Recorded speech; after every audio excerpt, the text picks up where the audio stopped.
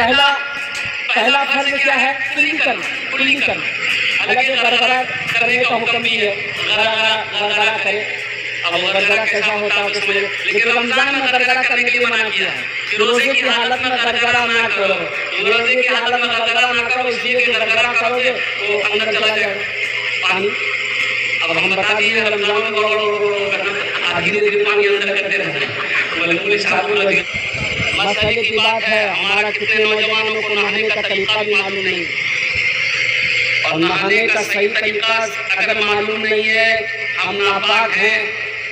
तुम सुबह से लेकर दोपहर तक दरिया में समंदर में गोता लगाते रहो, अगर तुमने गुस्ल फराइज अदा नहीं किया नापाक है। हम नापाक हो गए, बीवी से हम इस्त्री किया, नाइट फॉल हो गए, नापाक हो गए, लुंगी पहने हैं, नापाकी लगी है। नहाने का तरीका क्या है? तो फुक़हाए किराम फरमाते हैं, उलमाए किराम फरमाते हैं कि सबसे बेहतर तरीका ये है कि जब तुम गुस्ल खाने में जाओ तो जिस जगह नजासत लगी हो, नापाकी लगी, पहले उसको साफ करो। उसको पहले अगर कोई दूसरा कपड़ा है तो उसको पहन के नहाओ, इस कपड़े को अलग से लो। या अगर दूसरा कपड़ा नहीं है तो पहले नापाकी को साफ करो, फिर कमर से लेकर नीचे तक अच्छी तरीके से साबुन लगा लो। नहीं साबुन नहीं है तो ऐसे ही क्या कहते हैं नहा लो, फिर बैठ जाओ जैसे वजू बनाते हैं वजू बनाओ, फिर सर से लेकर पैर तक पानी लगाओ, मन के नहाओ। कैसे नहाओ? काहे बोला मल के नहाने के? रगड़ के नहाना। कैसे रगड़ के मल के नहाए? ताकि पूरे जिस्म के अंदर में एक बाल बराबर भी सूखा ना रह जाए। अगर एक बाल बराबर भी सूखा रह गया तो गुस्ल नहीं होगा। जब गुस्ल नहीं होगा तो हम पाक नहीं हुए, जब हम पाक नहीं हुए तो हम नमाज नहीं पढ़ सकते हैं, और कुरान की तिलावत कर सकते हैं, ना कुरान को छू सकते हैं। ये जानना बहुत जरूरी है, ये मसले की बात है। एक नौजवान आया एक काजी साहब के पास में कि काजी साहब हमने अपनी बीवी को तलाक दे दिया, कोई रास्ता निकालिए। तो काजी साहब ने कहा कि कोई रास्ता नहीं चला, बोला हम बीवी से बहुत मोहब्बत करते, कोई रास्ता निकालिए। बोला कोई रास्ता नहीं, चलो। वो नौजवान डाला जेल में हाथ, एक 10,000 की गड्डी निकाला और धीरे से काजी साहब के आगे बढ़ा दिया, कोई रास्ता निकालिए। बोला जब तुम जिद कर रहे हो तो कोई रास्ता निकालना होगा। जब तुम जिद कर रहे हो तो कोई रास्ता। तो काजी साहब ने पूछा कि तुमने अपनी बीवी को क्या बोला? बोला हम क्या बोले? तलाक तलाक तलाक। बोलो तुमने छोटी कास्ट में तलाक दिया है।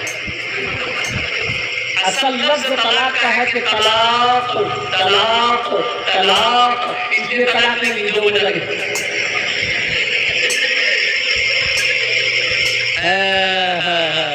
नौजवानों अच्छा बताइए गुस्ल में क्या फर्ज है? मैं बताता चलो अल्हम्दुलिल्लाह। गुस्ल में क्या फर्ज है? पहला फर्ज क्या है? कुल्ली करना।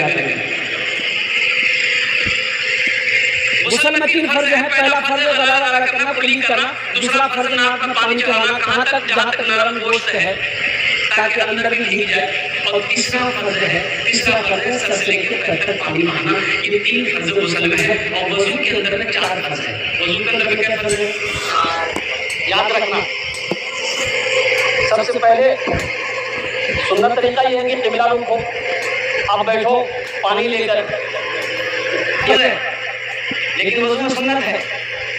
पहला फर्ज जो कहते हैं चेहरा कहाँ से कहाँ तक है, ये पेशानी के बालों से लेकर ठोड़ी के नीचे तक, यहाँ तक नहीं, ठोड़ी के नीचे तक, ये कान की लो से लेकर दूसरे कान की लो तक, ये पूरा चेहरा। क्या फर्ज हुआ? बोलो क्या फर्ज हुआ? एक। दूसरा फर्ज है हाथ धोना। ये हाथ कहाँ तक धोना है?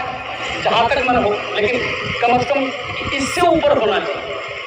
अल्लाह के रसूल सल्लल्लाहु अलैहि वसल्लम फरमाते कल क़यामत के दिन में तमाम अंबिया इकराम अलैहिस्सलाम व तस्लीम की उम्मत होगी, मेरी उम्मत करोड़ों में होगी, पहचानी चली जाएगी।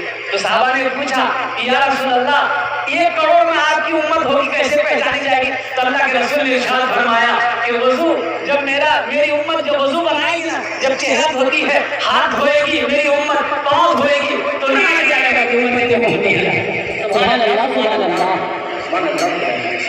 समझ में आई? मस्जिद के बगल में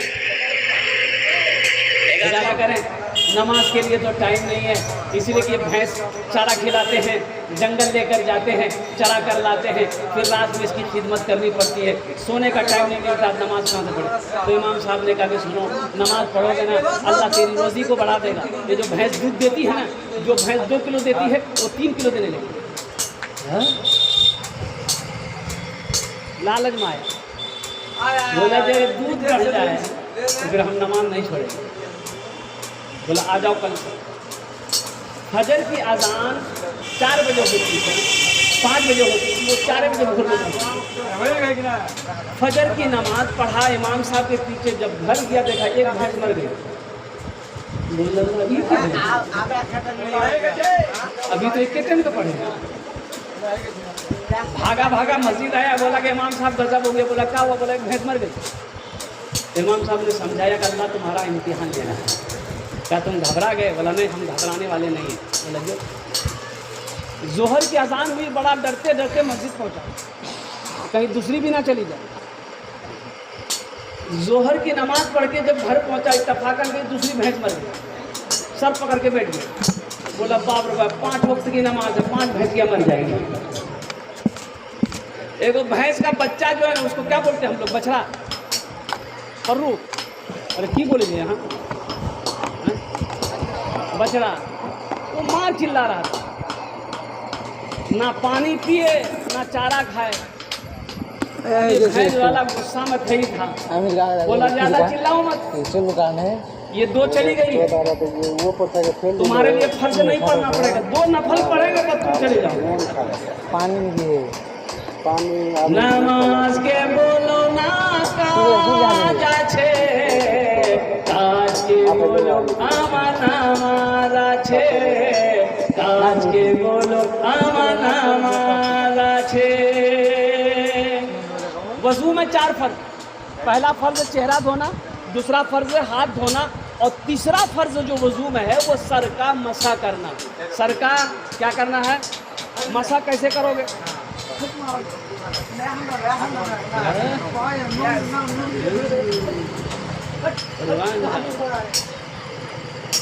लड़का खपरी का तंगी है, लेकिन बिहा जब करेगा तो उसको कैसी लड़की चाहिए? खूबसूरत लड़की चाहिए। अब वो खुदे खपरी का तंगी है। लड़का 1 पैर का लंगड़ा, उससे पूछिए कैसी लड़की चाहिए? बोला ब्यूटीफुल। बताइए, अभी तो आलम ये है, पहले ज़माने में लड़का जवान बेटा होता था तो माँ बाप अगर पूछता था बेटा फलां लड़की तुम्हारे लिए देखे हैं, तुम शादी के लिए तैयार हो, तो बेटा शर्म से पानी पानी हो जाता था, सर ऊंचा नहीं उठाता था, भाग जाता था शर्म से।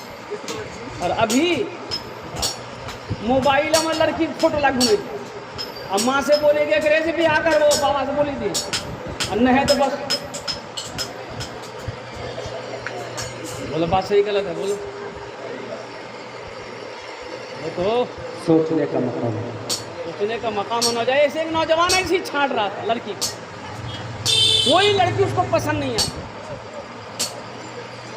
उसके माँ बाप उसके घर वाले परेशान हो गए, और छांटते छांटते इसकी उम्र 40 साल हो गई। इसका बहू नहीं बोला कि अब तुम्हारी शादी नहीं होगी। बोला कहा है? बोला अब तुम 40 साल उम्र हो गई, बुढ़वा हो गया, कौन ब्याह करे? तो बहू नहीं को बोला कि नहीं अब हम कर लेंगे, अब हम लड़की नहीं देखेंगे, ना छाँट छूट करेंगे, आप जो लड़की देखिएगा हम कर लेंगे। जीजा जी बोला ठीक है, एक काली लड़की देखा, खूब काली, बात चलाया, पक्की हो गई, बारात गई, शादी करके बीवी को घर ले आया। रात में बीवी के पास गया, बीवी घूंघट उठा के जो सलाम की, लड़का बेहोश हो गया। बीवी समझी कि शायद इसको कोई बीमारी है, करे